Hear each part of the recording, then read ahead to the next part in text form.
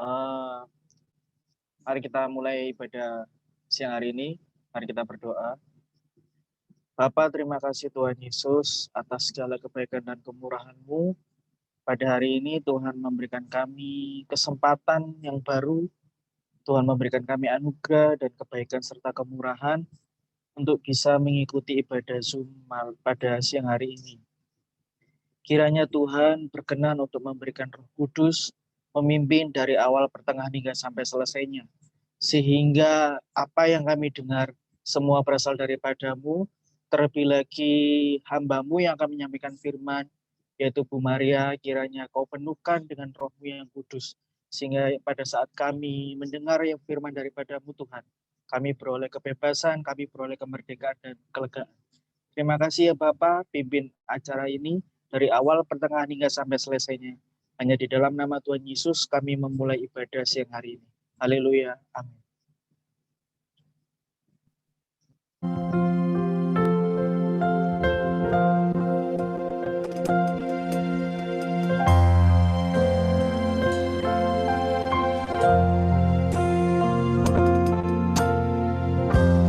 Penuhi hatiku dengan hadir-Mu.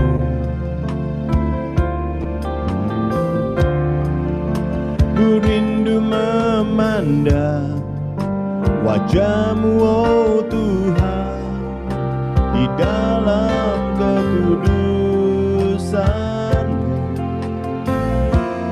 Bawaku dekat dalam hati-Mu. Ku rindu mendengar suara-Mu.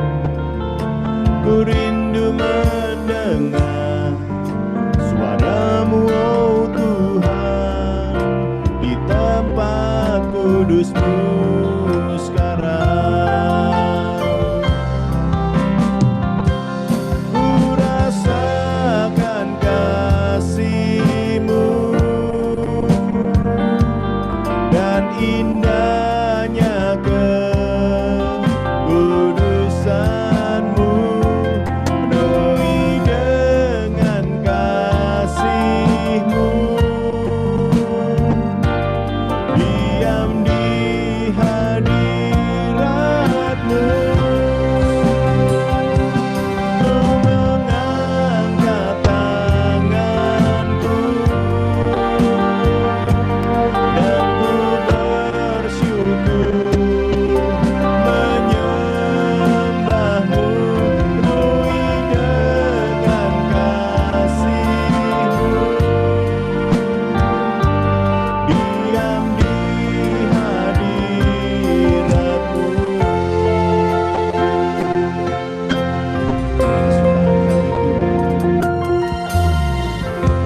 Penuhi hatiku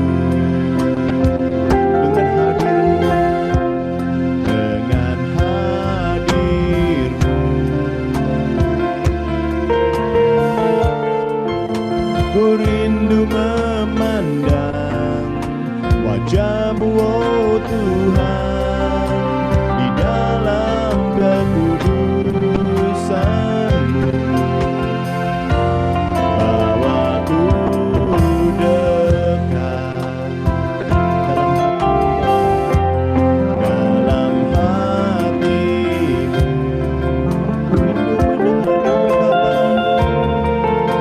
Ku rindu mendengar suara-Mu, oh Tuhan,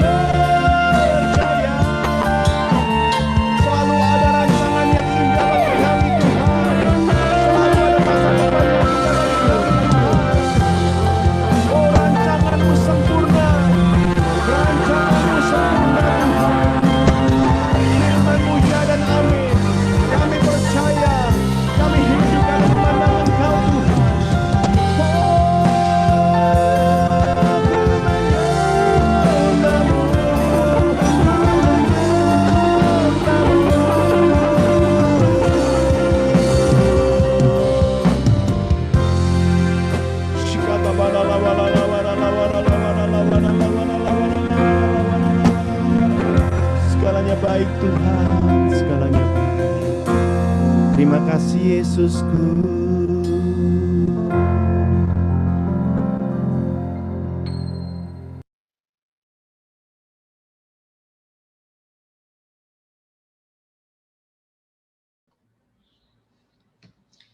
Shalom.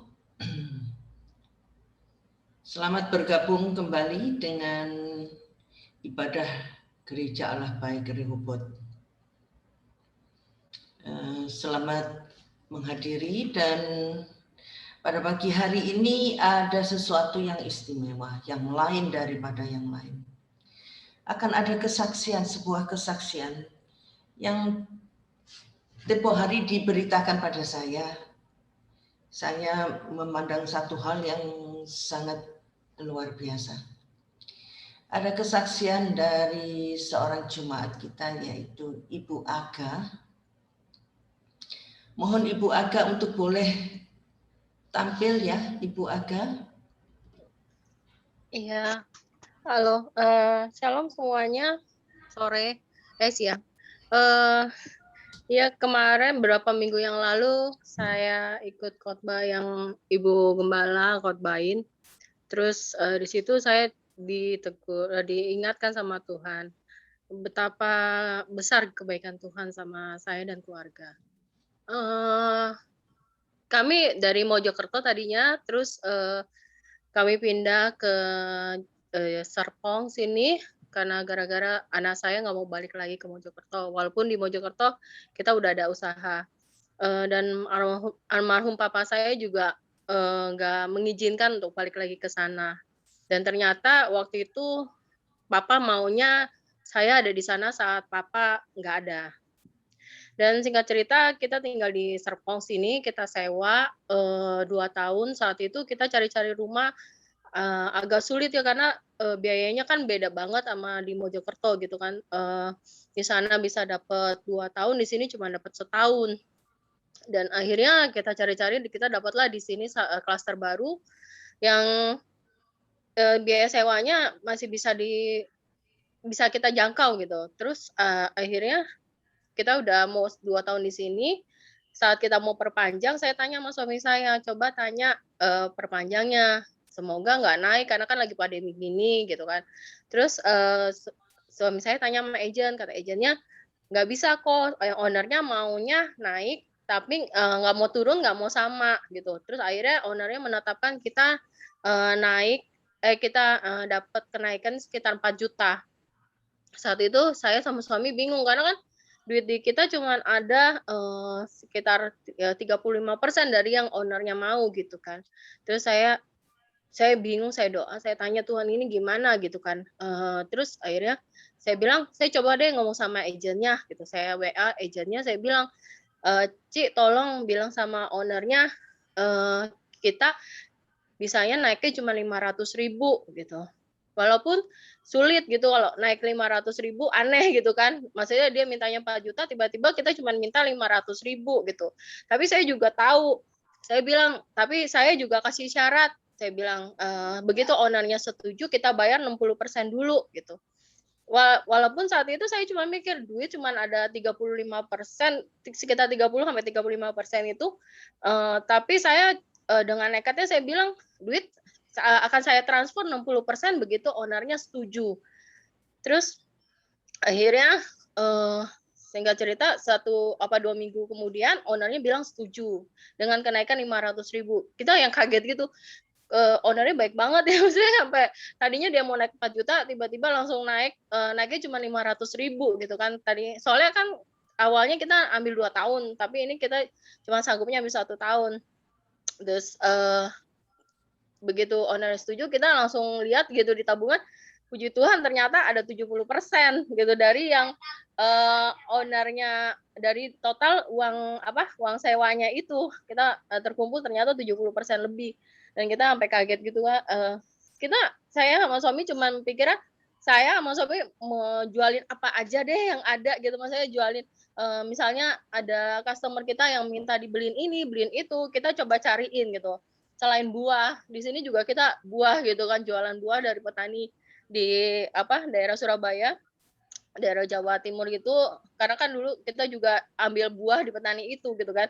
Kita jualin Ada panen kesemek, kita jualin kesemek. Ada panen mangga alpukat, kita jualin mangga alpukat. Terus ada customer yang minta buah-buah import, kita juga ambil, kita jualin.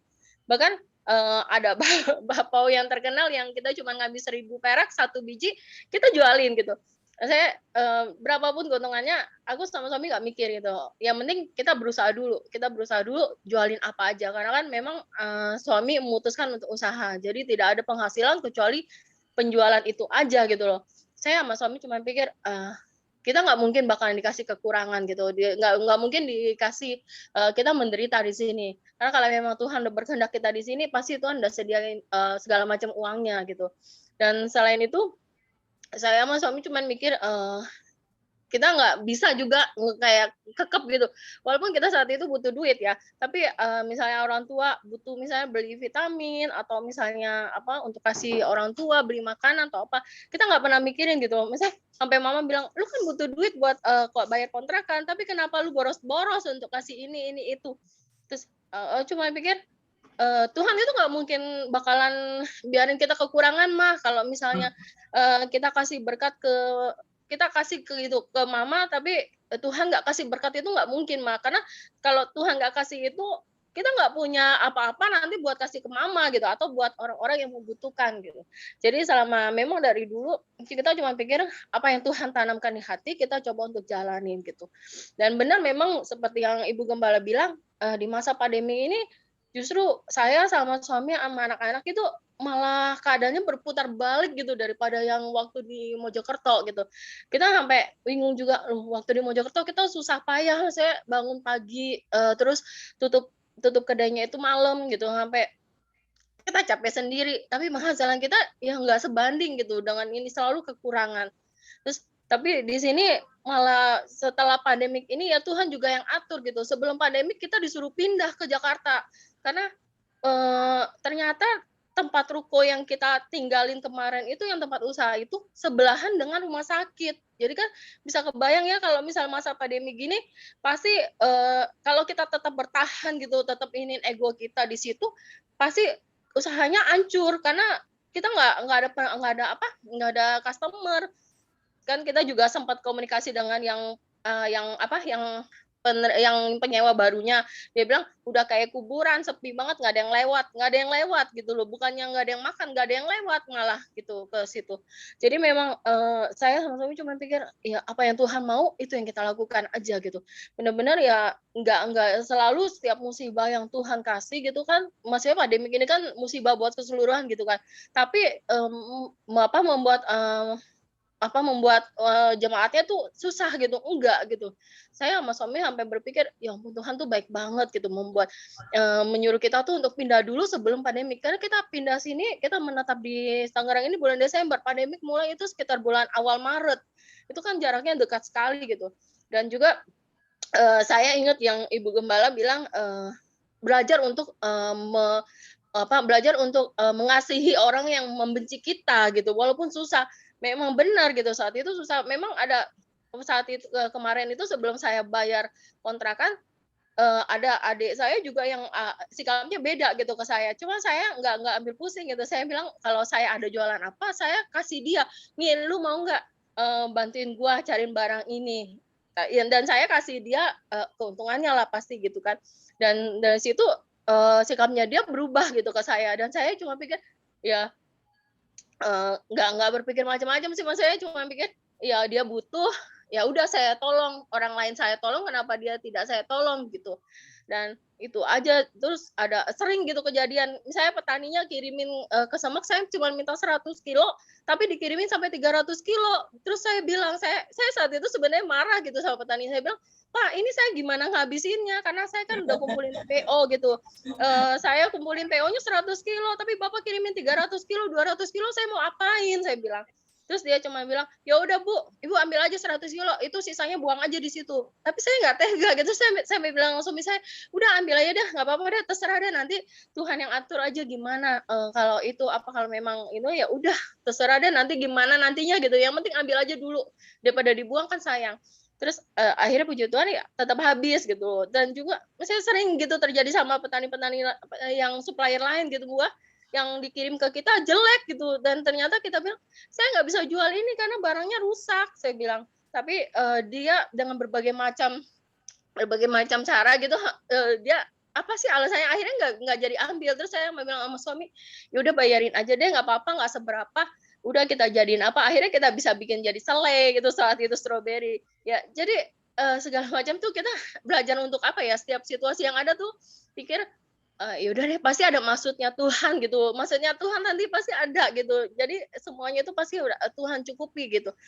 Iya, seperti itu sih Mas, saya kesaksian banget yang Mas, saya bersyukur banget, miracle banget tuh yang Tuhan tuh cukupi semua. Kita sampai bingung, sampai sebenarnya apa ya, nggak tahu apa-apa, kita tinggal di sini nggak ada penghasilan apa-apa, cuman jualan gitu loh, cuma jualan yang apa sih, cuman makanan yang untungnya cuma 1.000, 5.000 gitu kan kadang-kadang. Tapi kita coba tekuni, dan puji Tuhan tuh selama kita tinggal di sini kita nggak pernah yang bilang sama orang tua gitu, "Mah, nggak ada duit nih buat bayar uang listrik. Mah, nggak ada duit nih buat bayar apa, mau makan gini." Enggak gitu. Kita berusaha untuk sendiri. Walaupun kita makan nasi sama telur atau apa gitu kan, ya biar mereka nggak usah tahu gitu. Tapi kalau mereka mau apa, kita kasih gitu. Kita kasih mereka makan apa gitu. Mereka butuh apa, kita kasih ya. Tapi mereka nggak perlu tahu kita itu kesusahan apa, kita itu apa yang kita alami itu mereka nggak perlu tahu kayak gitu. Jadi ya cuman pikir kalau mereka bilang ngapain sih boros-boros, kita cuma bilang nggak apa-apa mah, berkat itu pasti ada, nggak apa-apa, itu yang penting tuh mama itu happy, mama itu senang gitu. Mama kasih kesempatan buat anak mama untuk menyenangkan mama gitu, karena kan memang cuma mama, tinggal mama satu-satunya ya, sama ada dari orang tua suami. Kita juga jadinya imbang gitu, kalau ke mama ngasih apa, ke mertuaku juga kasih apa gitu kan. Jadi sekarang aku cuma bilang, mama doain aja supaya kita banyak berkat. Jadi makin banyak berkat, nanti kita juga pasti nggak akan pernah kekurangan untuk kasih apapun mereka, siapapun yang butuh, kita nggak pernah ini gitu ya Ibu. Oke, agak luar biasa ya. Ini sebuah cerita kesaksian tentang, saya kenal betul waktu dia di Mojokerto, beberapa kali saya ke sana. Dan saya tahu kalau keadaannya susah, saya juga berusaha untuk apa ya, membantu gitu. Setempo saya minta makanan, dia bikin makanan, bikin donat. Mungkin ada yang masih ingat ya donatnya ya, saya masukkan frozen di freezer itu ya. Oke lah. Terakhir saya enggak dapat kabar apa-apa, hampir setahun. Tiba-tiba saya ingat sama Aga ini, saya cari dia, ternyata sudah ada di Serpong. Luar biasa. Saya tahu kalau dia waktu itu mau ke Jakarta, dia juga pamit, Bu, aku ke Jakarta, tapi enggak ngerti kalau for good dan enggak kembali lagi, itu enggak mengerti. Ya, ini satu cerita di mana Aga hidup hanya dengan mengandalkan Tuhan. Dengan catatan pasti ada penyertaan Tuhan ya. Hari ini berdasarkan kesaksian Aga, saya ingin menjabarkan lagi. Tapi kok ya heran ya, yang saya bawakan nanti ini juga berkaitan sama kesaksian Aga, tapi ya enggak mengerti ya Tuhan mau apa. Luar biasa Aga, dan saya ikut bergembira, ikut senang. Bakpaunya oke loh, bakpaunya bukan saya promosi, bukan iklan, tapi bakpaunya oke, gede sebesar tangan ini. Enak, apa itu, dia punya teksturnya dari bahannya, tepungnya ini, jadi kulitnya ini enak sekali. Cuma kurang banyak isinya aja. Saya luar biasa. Ini Aga ini suka juga apa ngicipin kalau dia jual apa itu dikirim ke saya. Luar biasa Aga. I'm proud of you Aga, very very proud. Thank you Ibu, makasih juga buat supportnya buat kita semua di sini. Iya, sama-sama bangga sama Aga bahwa boleh artinya dipelihara Tuhan dengan begitu luar biasa. Hari ini saya akan share tentang penyertaan Allah atau penyertaan Tuhan. Diambil dari Hakim-Hakim 6 ayat yang ke-11 sampai 16. Nah, saya mau sedikit meluruskan tentang arti penyertaan Tuhan. Banyak kali kita mendengar pernyataan penyertaan Tuhan itu begini. Banyak yang ngomel begini ya. Tuh, katanya kita disertai Tuhan.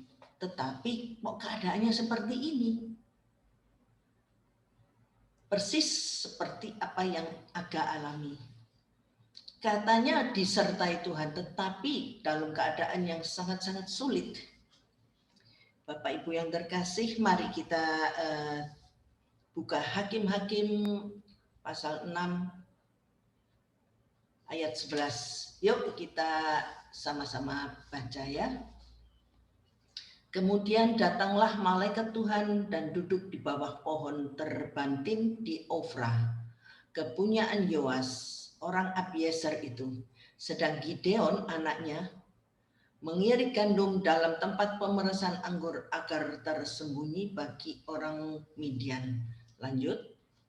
Malaikat Tuhan menampakkan diri kepadanya dan berfirman kepadanya demikian. Tuhan menyertai engkau, ya pahlawan yang gagah berani. Jawab Gideon kepadanya, Tuanku, jika Tuhan menyertai kami, mengapa semuanya ini menimpa kami? Di manakah segala perbuatan-perbuatan yang ajaib yang diceritakan oleh nenek moyang kami kepada kami ketika mereka berkata, bukankah Tuhan telah menuntun kita keluar dari Mesir? Tetapi sekarang Tuhan membuang kami dan menyerahkan kami ke dalam cengkeraman orang Midian. Lalu berpalinglah Tuhan kepadanya dan berfirman, pergilah dengan kekuatanmu ini dan selamatkanlah orang Israel dari cengkeraman orang Midian. Bukankah aku mengutus engkau? Tetapi jawabnya kepadanya, Tuhanku, dengan apakah akan kuselamatkan orang Israel? Ketahuilah kaumku adalah yang paling kecil di antara suku Manasye, dan aku pun seorang yang paling muda di antara kaum keluargaku. Berfirmanlah Tuhan kepadanya, tetapi akulah yang menyertai engkau. Sebab itu engkau akan memukul kalah orang Midian itu sampai habis. Puji Tuhan. Sampai 16 saja ya, nanti lainnya boleh dibaca di rumah. Dari cerita ini juga Gideon itu setengahnya juga membantah. Aku yang paling kecil, aku yang ini. Tetapi engkau katakan engkau menyertai aku disertai Tuhan, tetapi kenapa semua ini boleh menimpa aku? Begini Bapak Ibu, Tuhan beserta kita atau Allah beserta kita, Allah menyertai kita di dalam Alkitab. Pengucapan ini ada 106 kali. Ya, cukup banyak ya. Cukup banyak di mana kita selalu ada di benak kita bahwa kita hidup ini memang disertai Tuhan. Memang tidak salah sih, disertai Tuhan memang. Demikian juga segala sesuatu kita saja diciptakan oleh Tuhan. Bagaimana Tuhan tidak menyertai ciptaannya? Tidak mungkin. Tapi ada beberapa hal yang perlu saya jelaskan agar tidak ada salah persepsi di dalam benak Bapak Ibu semuanya. Yaitu bagaimana seharusnya kita memakai kata atau mengartikan penyertaan Tuhan atau Allah Tuhan beserta kita dalam proporsi yang benar. Begini Bapak Ibu, yang harus perlu diingat adalah makna penyertaan Tuhan, penyertaan Allah bukan membuat semuanya jadi mudah, tidak. Bukan membuat semuanya itu menjadi gampang dan tidak ada yang jelek atau tidak ada yang susah. Tetapi yang saya mau katakan, penyertaan Tuhan itu tidak membuat segalanya jadi mudah, tetapi menjadi indah. Coba kita kembali ke ayat 11.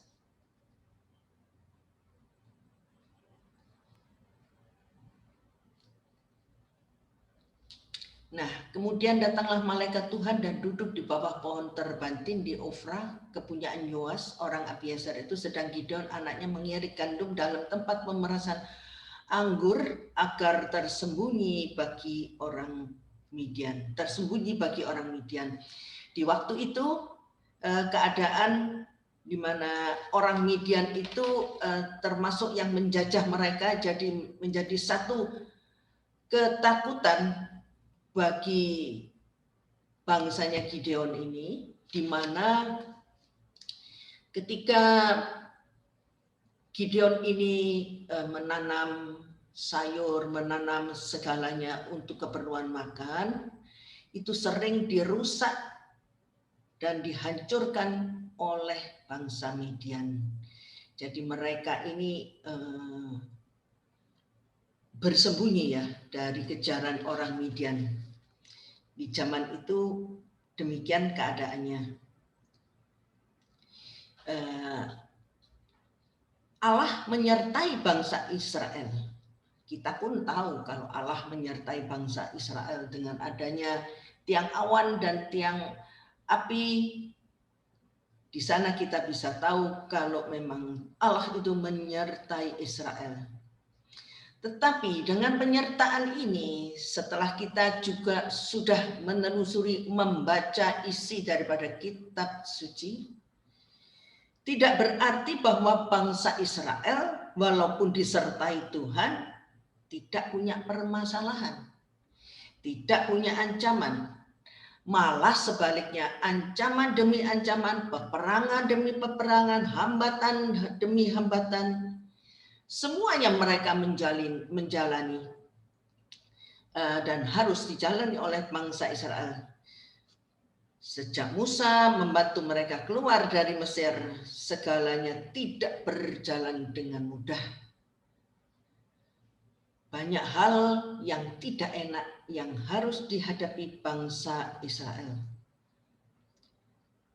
Namun akhir dari perjalanan tersebut, akhir dari perjuangan mereka itu adalah menuju satu negeri di mana berlimpah susu dan madunya, yaitu tanah Kanaan, tanah perjanjian yang berlimpah susu dan madunya.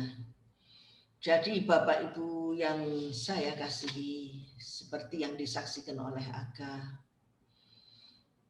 hambatan demi hambatan Aga mengalami, demikian juga dengan bangsa Israel. Tetapi imannya, ini saya bicara tentang Aga, imannya itu iman daripada Aga sekeluarga tidak pernah pupus oleh hambatan-hambatan tersebut. Berarti mereka di dalam hidup ini fokus kepada Tuhan. Kalau kita mau fokus kepada Tuhan dalam keadaan yang berlebihan, itu bukan hal yang sulit Bapak Ibu. Tetapi dalam keadaan yang seperti Aga alami yang saya tahu itu sesuatu hal yang luar biasa. Demikian juga keadaan dengan bangsa Israel, di mana mereka sampai Tuhan mengatakan satu bangsa yang tegar tengkuk, yang tidak mau fokus kepada Tuhan dengan menyembah Baal, menyembah berhala yang luar biasa.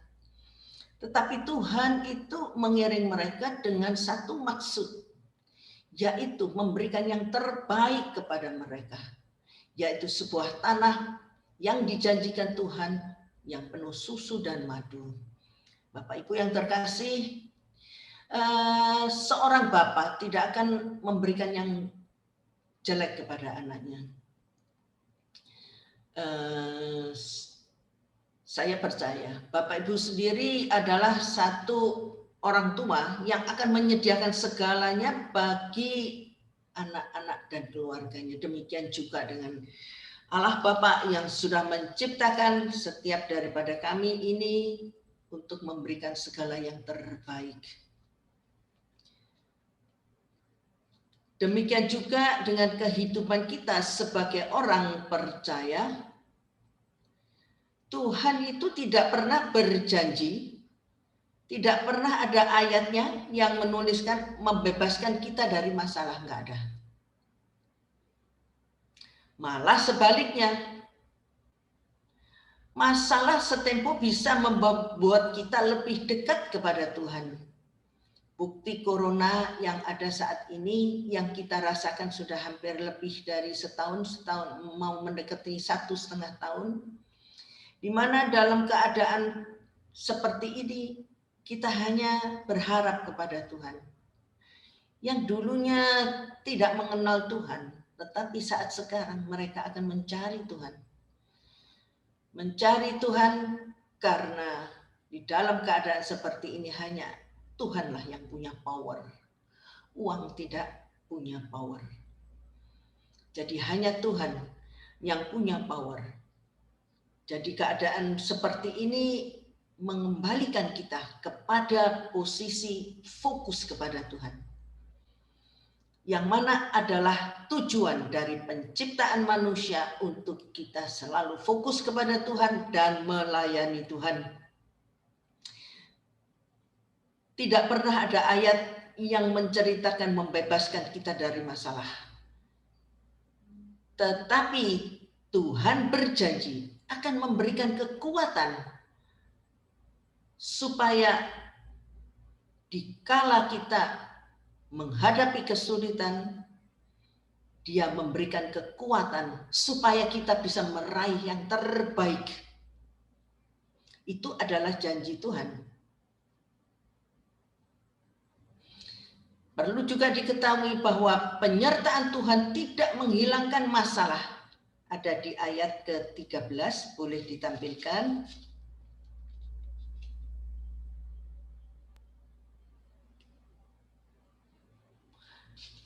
Jawab Gideon kepadanya, Tuhanku, jika Tuhan menyertai kami, mengapa semuanya ini menimpa kami? Di manakah segala perbuatan-perbuatan yang ajaib yang diceritakan oleh nenek moyang kami kepada kami ketika mereka berkata, bukankah Tuhan telah menuntun kita keluar dari Mesir? Tetapi sekarang Tuhan membuang kami dan menyerahkan kami dalam cengkeraman orang Midian. Amin. Banyak hal lagi yang mereka alami, sesuatu yang tidak enak. Di sini pun Gideon berkata, mengapa semuanya ini menimpa kami? Katanya disertai Tuhan. Nah ini Bapak Ibu, maunya manusia itu semuanya yang enak-enak saja. Jangan pernah lupa, kita ini ciptaan daripada Allah. Ciptaan yang maha sempurna dari semua ciptaan. Maha karya Tuhan adalah ciptaan manusia, di mana dibuatnya serupa dan segambar dari Sang Pencipta. Dengan kata lain, memang sudah termasuk di dalam program Allah bahwa kita memang sangat dikasih ciptaan yang paling nomor satu, yang paling sempurna. Bapak Ibu yang terkasih, apabila Bapak Ibu menjadi satu kreator dari sebuah benda yang Bapak Ibu pandang satu ciptaannya ini atau satu kreasi ini adalah satu kreasi yang luar biasa.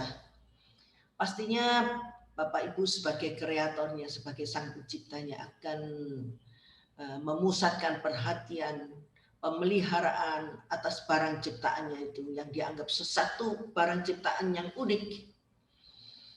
Di mana sebagai sang pencipta dia akan memberikan segalanya di dalam pemeliharaan. Demikian juga dengan kita. Kita adalah ciptaannya yang sempurna. Tidak mungkin Bapa meninggalkan kita begitu saja. Baik, ini kata-kata ini atau yang saya ucapkan ini boleh disimpan rapat-rapat di dalam hati pikiran Bapak Ibu sekalian. Kita adalah ciptaan yang maha karya ciptaan Tuhan. Dia tidak akan meninggalkan kita. Apapun yang kita alami, Saya tidak tahu saat ini apa yang sedang Bapak Ibu alami, sesuatu hal yang enak, tidak enak. Tetapi janganlah putus harapan Bapak Ibu. Putus fokus kepada Sang Pencipta karena Dia adalah yang menciptakan kita. Kalau Sang Pencipta ini mau, dalam sekejap boleh Dia rubah kita punya keadaan. Misalkannya ciptaannya sempurna menurut Sang Pencipta, mau dirubah sekarang, bisa dirubah sekarang. Jadi tergantung pada kehendak dari Sang Pencipta. Demikian juga dengan kita. Bagaimana kita bisa fokus, bisa mendekati hati Bapa untuk mengubah nasib maupun keadaan kita yang dari saat ini dalam keadaan susah payah, boleh dirubah dalam hanya sekejap saja. Ibaratnya hanya Tuhan itu loh, kalau mau itu ya. Ibaratnya itu Dia bisa mengubah keadaan kita seperti kita mengubah ini, membalikan telapak tangan. Apapun saat ini keadaan Bapak Ibu, susahnya bagaimanapun, ya, jangan pernah meninggalkan Sang Pencipta. Jangan pernah ngomel ataupun blame atau menyalahkan. Karena semuanya itu sudah ada tertata rapi seperti halnya Yeremia 29 ayat 11. Dia mengetahui semuanya tentang apa rancangan-rancangan atas hidup kita. Selama kita hidup di dunia masih tetap ada permasalahan. Permasalahan demi permasalahan akan silih berganti. Bagaimanapun pandainya kita, seberapa kaya pun kita, misalkan kita sudah ada di top dalam kehidupan, baik tentang kekayaan, tentang segala kedudukan, tetapi masalah demi masalah itu akan silih berganti. Masalah akan selesai apabila kita sudah dipanggil Tuhan untuk menghadap kepada Sang Pencipta. Di sana masalah sudah selesai. Setempo itu pun masih belum selesai. Ada bisa jadi tidak sebelum selesai. Karena banyak hal yang bisa terjadi. Jadi dengan kata lain, kuatkan hati Bapak Ibu sekalian dalam menghadapi, terutama saat ini dalam menghadapi pandemi. Tidak usah terlalu dipikirkan ya. Pikir boleh pikir, yang penting kita fokus dan berpikir tentang Allah, tentang Tuhan. Terkadang juga bisa Tuhan memakai masalah untuk mendidik, untuk mendewasakan kita. Juga setempo masalah dipakai Tuhan juga untuk melatih kekuatan iman kita. Nah ini Aga ini sudah melewati latihan ini. Aga ini sudah melewati iman, kekuatan iman yang baru saja saya katakan. Tapi dia masih fokus kepada Tuhan, keadaannya walaupun bagaimana. Ternyata Tuhan itu juga tidak pernah tinggal diam. Apa yang kita kerjakan untuk sesama berarti kita mengerjakan untuk Tuhan. Bapak Ibu yang terkasih, dengan adanya penjelasan saya pada saat khotbah ini, mari kita memperbaiki segala kehidupan rohani kita. Mari kita introspeksi kembali. Kita sebagai orang Kristen, mungkin sudah ada yang 30 tahun, sudah keluar masuk setiap minggu, mengikuti ibadah. Kiranya Bapak Ibu sekalian boleh introspeksi kembali. Apakah sudah benar yang dilakukan saat ini? Kalau tidak sia-sia loh Bapak Ibu. Kalau hanya jalan saja tanpa ada pengertian lebih, kita jalani hidup ini sia-sia. Nanti kalau sudah sampai di depan pintu surga, Bapak Ibu sekalian blame atau komplain, tidak bisa lagi sudah. Jadi lebih baik sekarang ini kita perbaiki keadaan hidup kita. Apa yang perlu kita perbaiki selagi masih bisa. Dan masalah juga sering kali Tuhan pakai untuk menyadarkan kita, untuk terus menyadarkan kita untuk terus menaruh harap kepada Tuhan.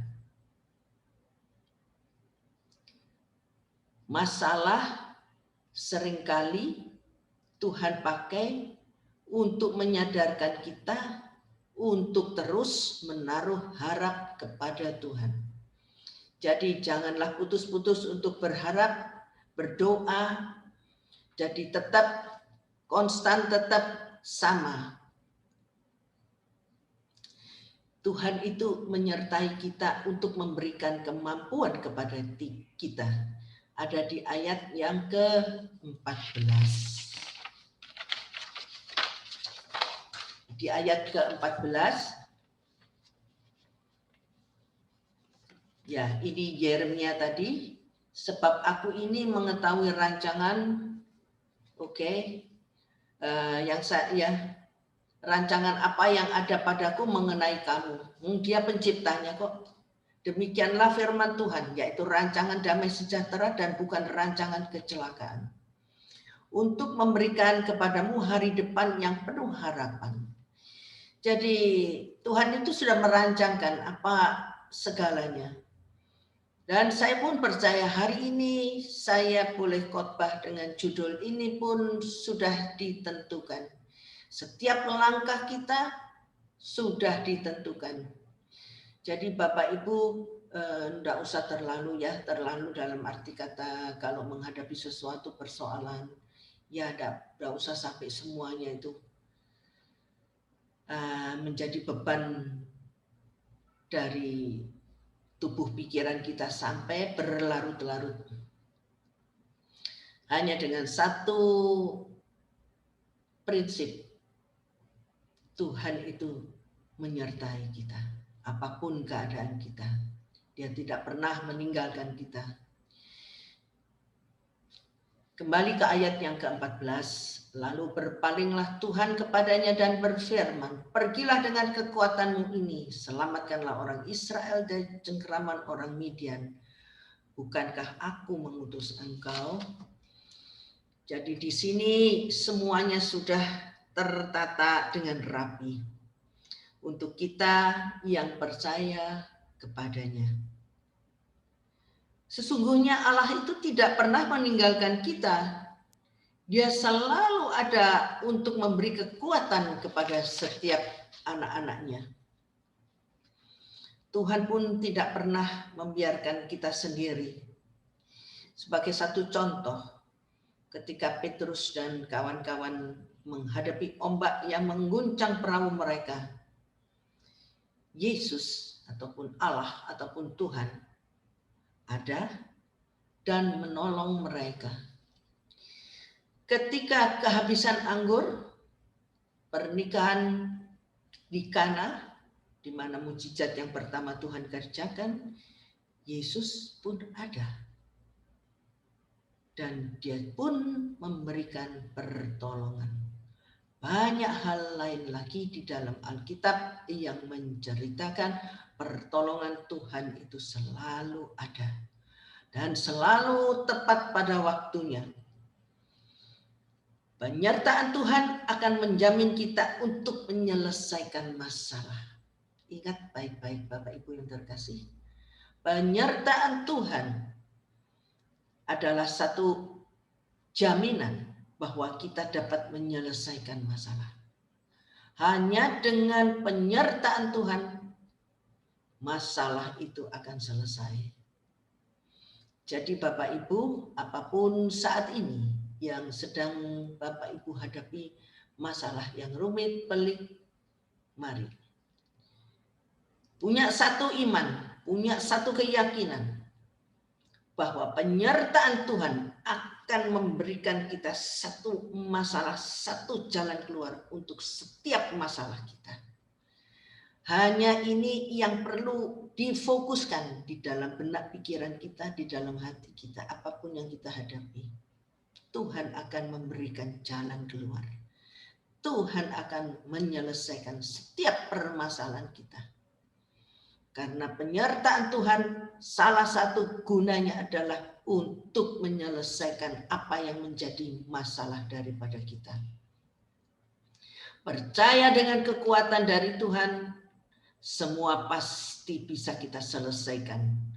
Dan kita akan tampil sebagai pemenang. Banyak loh Bapak Ibu, yang saat pandemi ini, saat zaman susah ini begini, banyak yang menghadapi masalah.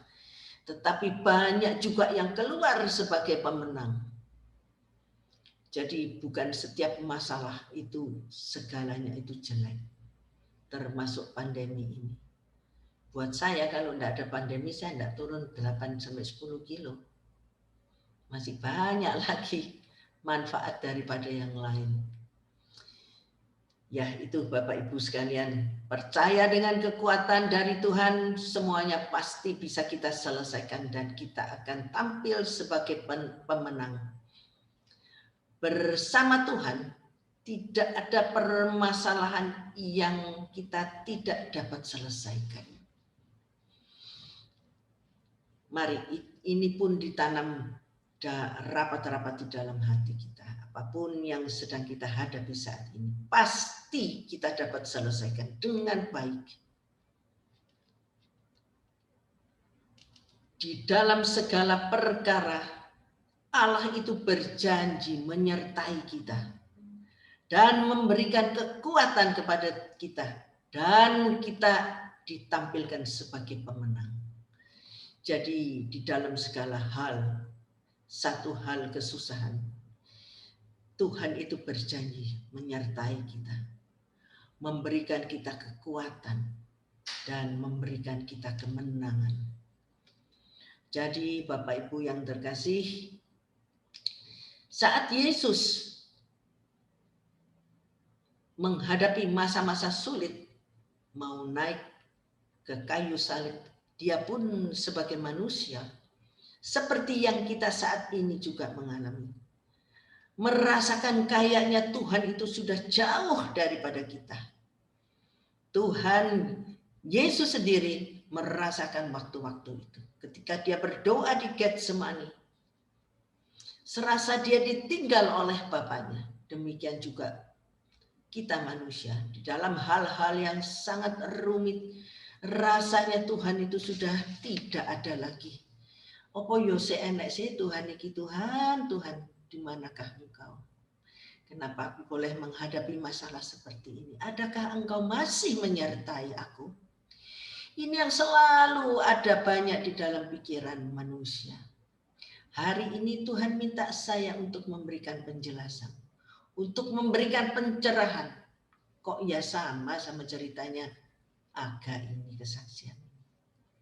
Baru tadi saya waktu Aga memberikan kesaksian, ya member.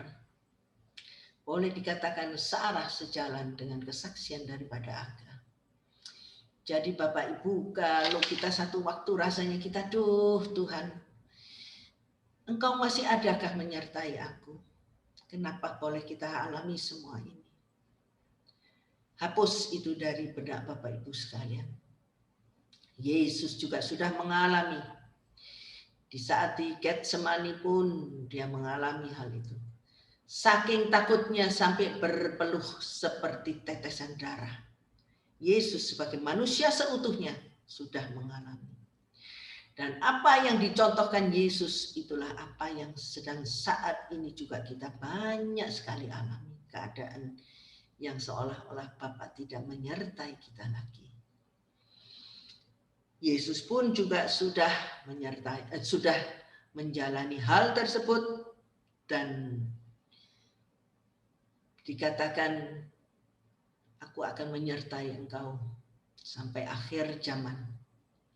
Janji itu hanya bukan janji kosong, tetapi semua yang ada di dalam Alkitab adalah satu janji daripada Tuhan Sang Pencipta, yaitu janji ya dan amin.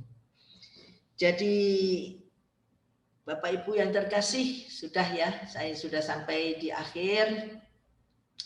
Jangan ada lagi pikiran demikian, hapus baik-baik supaya apa yang kita mau di dalam kehidupan kita tercapai. Tidak sendiri kita mencapai tujuan hidup kita, tapi bersama Dia Sang Pencipta. Oke, Bapak Ibu, saya sampai di akhir sharing khotbah saya. Juga di Matius 28 dikatakan juga, aku menyertai engkau sampai akhir zaman. Jadi tidak ada lagi loh ya. Tuhan itu loh kok tidak menyertai aku. Kok kenapa boleh mengalami hal seperti ini? Penjelasannya sudah ada tadi dan semoga tidak ada lagi yang menggerutu tentang keadaan kita. Karena kita punya Allah yang menyertai kita sepanjang masa. Oke, kita sama-sama berdoa untuk sebagai penutup firman. Kita satukan hati masih di dalam hadirat Tuhan. Bapak Ibu yang terkasih, kiranya penjelasan ini boleh masuk dengan baik di dalam hati pikiran kita. Kita kembalikan semua kepada Sang Pencipta.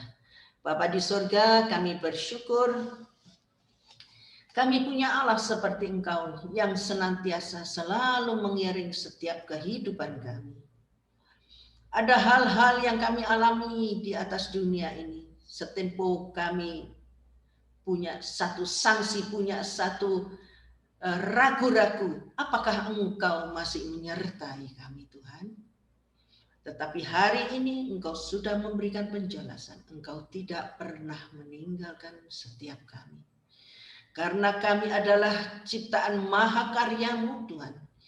Dibuat serupa dan segambar dengan Engkau. Oh, haleluya. Satu kehormatan besar, Tuhan.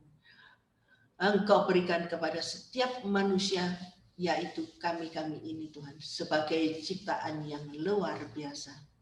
Kami bersyukur punya Allah seperti Engkau. Kami boleh mengenal Engkau, Tuhan. Dan biarkan kami Engkau izinkan untuk boleh mengenal Engkau lebih-lebih lagi. Seiring dengan berjalannya waktu, Engkau menuntun iman kepercayaan kami. Hari demi hari makin fokus kepadamu. Hari demi hari makin mempercayai Engkau, Tuhan. Dan hari demi hari kami lebih dekat kepadamu. Dan selalu boleh menyenangkan hatimu. Inilah Tuhan doa kami pada siang hari ini. Dan kiranya untuk mereka yang mempunyai masalah, yang pernah punya pikiran demikian, kiranya siang hari ini kami datang kepadamu memohon ampun kepadamu. Ampuni kami ya Tuhan, yang setempo kami jauh daripadamu, punya pikiran di mana Engkau tidak menyertai kami lagi. Ampuni setiap kami ya Tuhan, dan perbaiki iman kepercayaan kami Tuhan. Hari demi hari makin fokus dan lengket kepadamu. Di dalam nama Yesus, hamba-Mu tutup sharing firman pada siang hari ini. Terima kasih dan segala doa kami alaskan dalam satu kuasa nama Tuhan kami Yesus Kristus. Haleluya. Sama-sama katakan amin.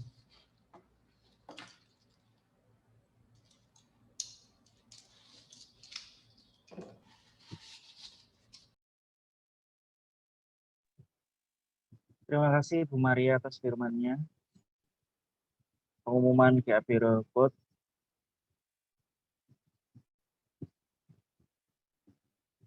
Ibadah doa malam Rabu tanggal 2 Juni 2021 pukul 19.30 akan dilayani oleh Pendeta Alex Tampu Bolon.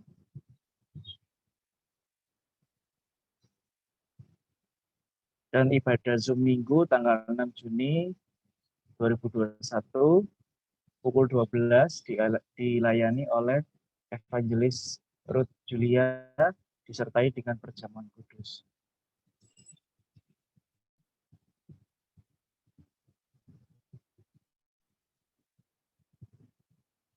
Sekian pengumuman, Tuhan Yesus memberkati.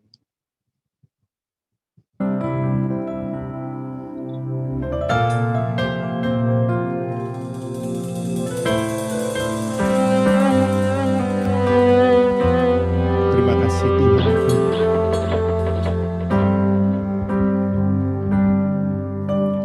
Kasih yang sempurna telah ku terima darimu, bukan karena kebaikanku, hanya oleh kasih karuniamu kau pulihkan aku, layak untuk dapat memanggil Bapa. Kau beri